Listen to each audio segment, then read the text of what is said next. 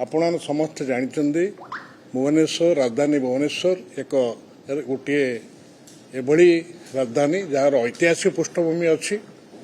एवं इतिहास पृष्ठारे मध्य तार स्थान अच्छी एवं जहाँ कटक सहर जहाँ को कहती ट्विन सिटी इंग्राजी द्वैत सहर ता सहित विभिन्न क्षेत्र में जोड़ी रही कटक पुराना राजधानी थिला भुवनेश्वर नूतन राजधानी है किंतु सबु क्षेत्र में उभय सहर मध्य संस्कृति भाव जड़ित होकर रही पूर्वतन मुख्यमंत्री एवं विरोधी दल नेता माननीय श्री नवीन पट्टनायक सहर में राजधानी भुवनेश्वर जेहेतु आपण जानते स्मार्ट सिटी आख्या पाइलु आम पूर्वतन मेयर समय एवर मेयर भी ताकू आहरी जाजुल्यमान करछंती जहाँ आम सिटी हिसाब से बहुत आगे अच्छु ताकू आखे रखी राज्यवासी आखे रखी एवं राज्य में पुंजी लगाण को सुगम करवा एवं द्वितीय जो युव शक्ति अच्छी से पिलामानंकर जो आशा आकांक्षा रही ताकू बढ़ेवा शिक्षा क्षेत्र में ताकू आहरी संप्रसारण करा ये सब को आखे रखी महिला मान को सशक्तिकरण करने नहीं अनेक क्षेत्र में आउ ऐतिह्य क्षेत्र में जो श्री जगन्नाथ प्रकल्प ये एकाम्र क्षेत्र में प्रकल्प ये सब आखे रखी पूर्वतन मुख्यमंत्री नवीन पट्टनायक सर्वांगीन उन्नति उपर गुरुत्व दे आसी भुवनेश्वर मेट्रो रेल कॉर्पोरेशन पक्षर जो कार्यक्रम आपण मैंने समस्त जानते जे भुवनेश्वर एयरपोर्ट त्रिशूलिया छक पर्यंत प्रथम पर्यायर द्वितीय पर्यायर कटक सहर एवं द्वितीय पर्यायर श्रीक्षेत्र को जोड़ापी उद्यम होता किंतु दुखर विषय दुर्भाग्यर विषय आम ओडिया रे गोटे ढग अच्छी ओडिया रे गालुआ बारबाटी चाष चाष तो गलानी उड़ी धान उठुनी मंडी टोकन भी देना कि एठी बारबाटी चाष हो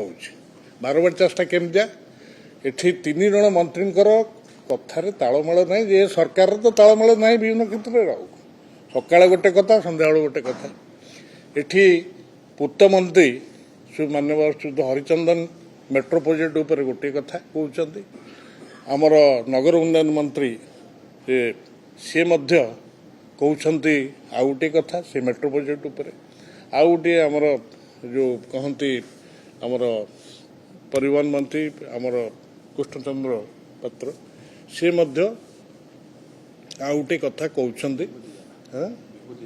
हाँ सर पर नहीं आमर कृष्णचंद्र पात्र आउ गोटे कथा जोगाण मंत्री सी आउ गोटे कथा कहते तेणु ये तीनोटी मंत्री कथबार्ता तालमेल रोनी किए कहला मेट्रो उपर जीव किए कहला भूई तले जीव किए कहला से डीपीआर ये जो प्रस्तुत होता सठिक भाव होना ये मुझे ये गालुआ बारबाटी चाष लोकंर जो आवश्यकता ताकू आखे रखा जाऊनी बरं किछि नूतन भाव नवीन पट्टनायक जो कार्य कमिटी 6200 कोटी अधिक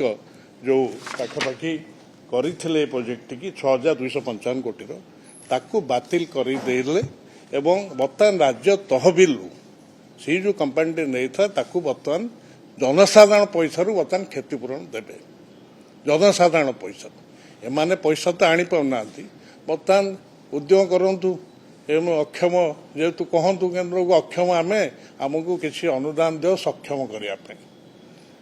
कहतु बर्तमान मो गणित माननीय विधायक अच्छा अंत नारायण जेना माननीय मेयर अच्छा सुभाष सिंह कटक श्रीमती सुलोचना दास माननीय मेयर आम भुवनेश्वर महानगर निगम मु अधिक ए समय कहबी ना कि मोर गोटे सबुठार बड़ प्रश्न है जे ये जो क्षति भरणाटी सरकारी तहबिल जीव जे कौ उद्देश्य रखी राजनैतिक उद्देश्य प्रणोदित निश्चित भाव में आम कहवा एत सर्वांगीन जहाँ केवल राज्य सरकार राजस्व होता है एत केन्द्र किसी दे ना नवीन पट्टनायक तो आज कौन रखिकी कि अभिप्सा रखिकी